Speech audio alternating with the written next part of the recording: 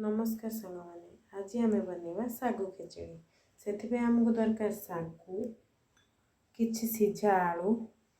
किछि कटा टमाटो अदा लंका गोलमरीच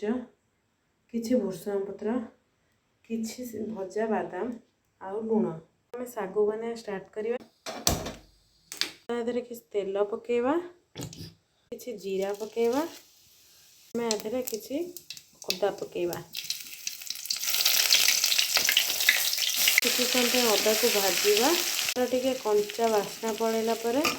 आम किसी लंका भुर्संग पत्र पकेवा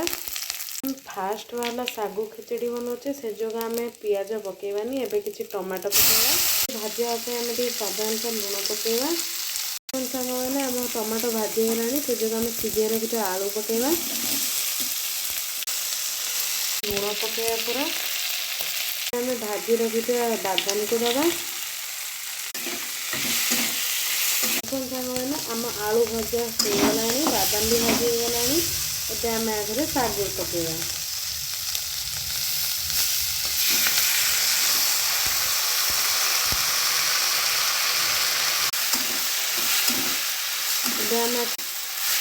जमीक आम सागु आ सब परिया सहित मिक्स हो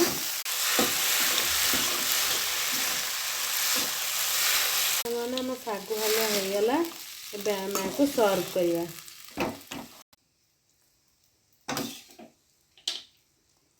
देखो सांग मैंने आम सागु हलुआ रेडी होगला आपण चाहिए आधे गोलमरीच गुंड पकई पारे जो थे आपणकर सागुर टेस्ट आहरी बढ़ी आप थे घरे ट्राए करेंगे आ कमेंट रे जनइबे। धन्यवाद।